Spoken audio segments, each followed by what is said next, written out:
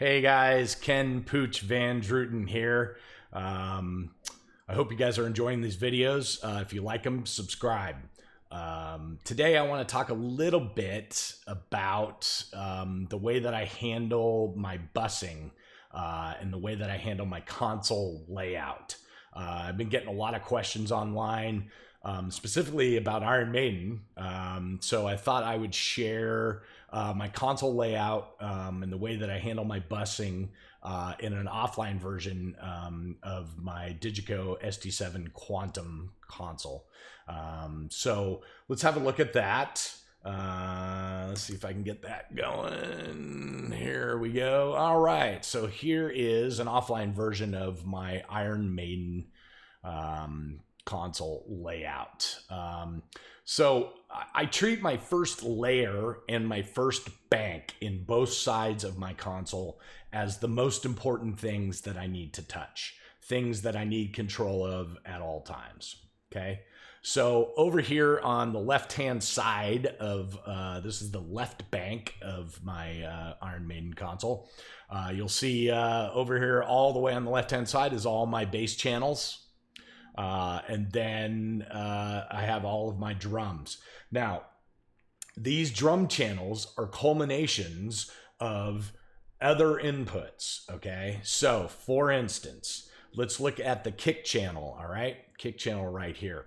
This kick channel is actually a return from a group. Let me walk you through it. So if we go down to the second layer, now you notice in all of my layers, kind of the first layer is the layer that I live in for the show. But then underneath all of those layers are stuff that I need to touch for individual instruments, okay? So you'll notice in the second layer is what is labeled as kick and snare, all right? So these are the actual inputs of the kick drum and the snare drum. Two mics, a 91 and a 52. And snare top and bottom. The snare top is a Telefunken M80, and the bottom is a 57. So those two microphones are then bussed, you'll see, are bussed to their own groups, a kick and a snare group. I'll show you over here on the right-hand side, I'll show you some groups so you can get the idea. Here's the group. So you'll see that they are bused to a kick and snare, okay? Those four channels.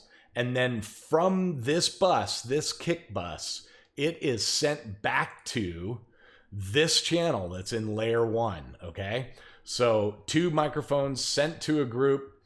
The group then is bused back to this channel, and then I can do some overall EQing and have control of both of those microphones on this particular handle. Okay, that's true of what's happening with the snare drum as well. So these kick and snare are two microphones to a group to back to a channel, and here they are on my desk. Okay, that is also true of the toms. We go down here to the tom layer, and all of these toms are sent to a tom bus. Okay, you'll see over here. From this tom bus, it is then returned back to this channel that's on my first layer, labeled toms, okay? So all 9 toms, there's 9 toms with Iron Maiden, are sent to a toms bus, and then from that bus back to this channel.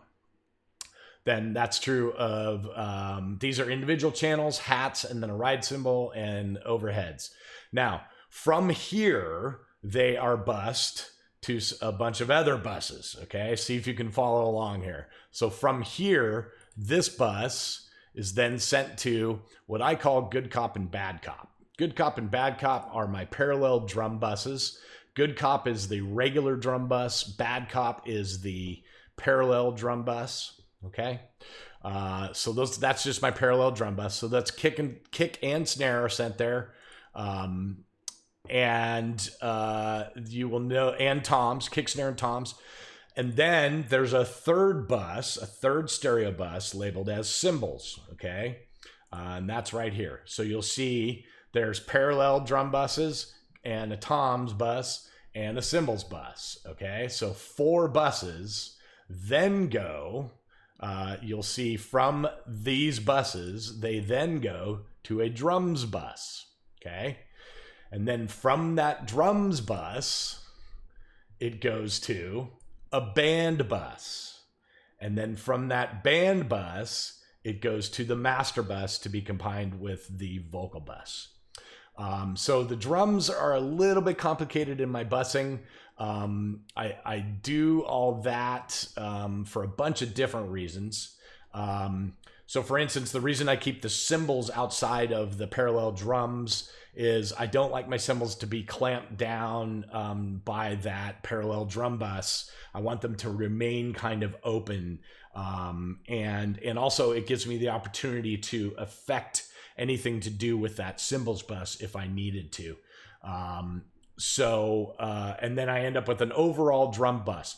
Now, my philosophy with busing in general is when I set up a console before I've even gone to any rehearsal, I always set up my busing so that I can give anybody anything very quickly.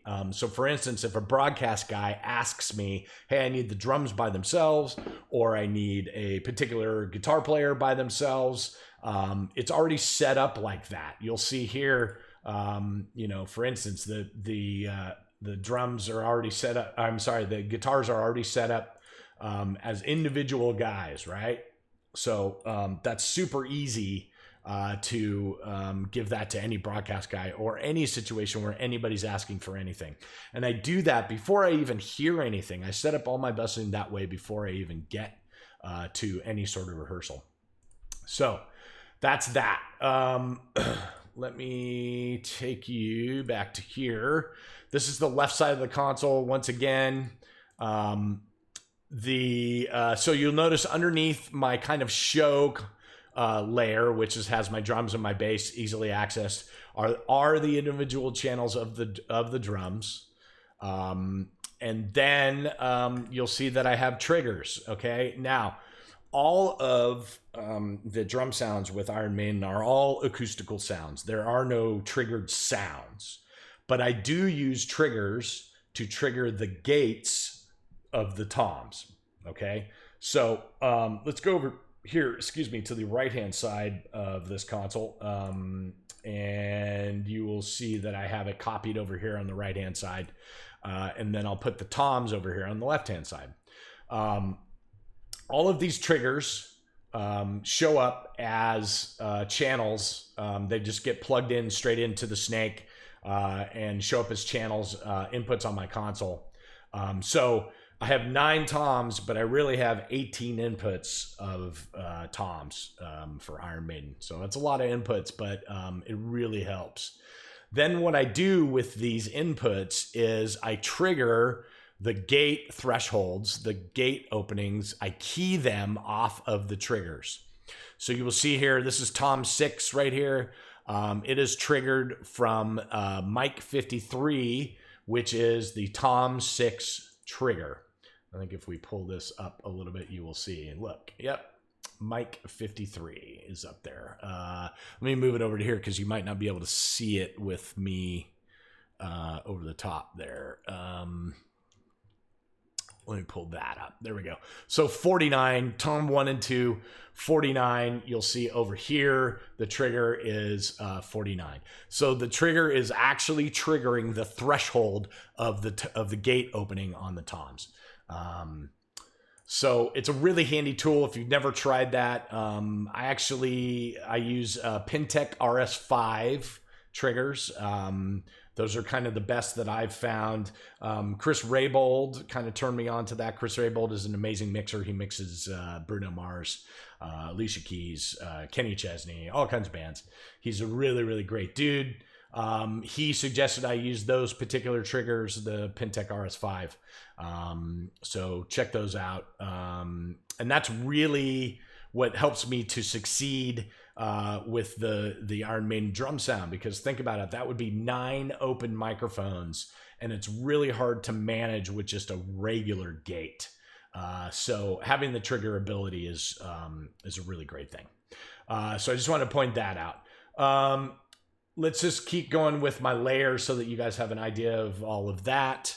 On the left-hand side, you can see that the drums continue down, then there's triggers, then there's vocals if I need to get at, and then there's the utility bank, which is usually shouts. It's like the support act gets plugged into there, my walk-in, a noise channel, you know, all that kind of stuff. You'll notice on the right-hand side and on the left-hand side in my layer 1 are copies of banks, okay? And the reason that I do that is if there's any sort of issues with one side of my console, say for instance, a fader starts getting wanky, I can very quickly pull up the same bank on an opposite side of my console. So that's why there's copies of that.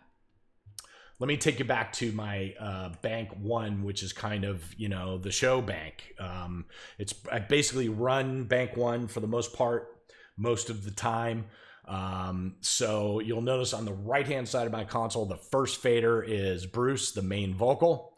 And then there's Adrian's vocal, Steve's vocal. There's keys. It's all things that I need to touch quickly, right? Intros, so there's video intros. All the effects for all of the vocals are all living on bank 1. So when I'm in a show, I'm pretty much sitting there in bank 1. I'll show you my master section too. Here's my master section. In the lower part, this is where I have all my control groups. And all of those are different sources. For instance, you know, the drums channel, which is right here, a control group, that is actually controlling the drums group. So it is not acting like a VCA, which is controlling all of my channels. So it's just how I think and how I set up my console. Just sharing that with you. So also quick access to matrix stuff, all my PA outputs, solos, that kind of stuff. Then in the small fader banks up top is quick access to groups that are all kind of, it's like a custom group layer is what I've created. It's groups that I need to get at quickly. So you see the master fader, the band group.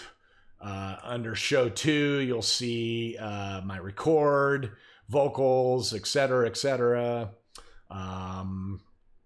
So that's there. Also, I have what's one called a no vocal, which is everything else but the vocals. So if I need to get at something very quickly, it's fast. But here's my Ogg Sends. If I needed to grab an Ogg Send very quickly, that's all on the upper bank of my SD7. You also notice in the master section, an SD7 has 2 faders that are kind of next to the control group section of the console. One of them is labeled PA, and what this is a group of all of my matrices. So it's basically a single handle that controls all of the PA outputs.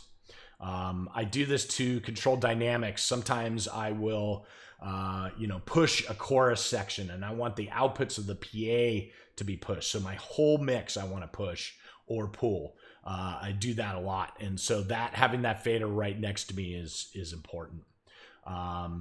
So anyway, in the second layers of all this stuff are individual things like matrices, get ability to get at all the groups, all the Ogg Sends, et cetera, et cetera.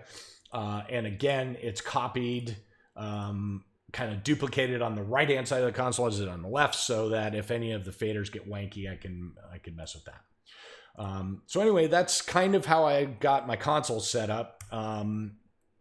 I hope that makes sense to you. Let me take you back here. I'm sure this is going to give you a lot of questions. I'm sure I'm going to get a lot of questions about all this. Everybody has their own way of setting up a console, right? This is just how I set it up. Take what you want from it. Basically, my thought process on setting up a console and setting up the busing is to be able to give anybody anything very quickly. I want to be fast. So that's my goal. And like I said, I set up busing prior to even showing up at a rehearsal, I'll make an offline version of individual instruments kind of separated out, because I know I'm going to head that direction, you know, and make sure that everything's there. Anyway, I hope this makes sense. I hope you're enjoying my videos. Please subscribe to my YouTube channel. Go to my social media, subscribe there. Here's all that. Stay safe out there. Wash your hands. Talk to you soon.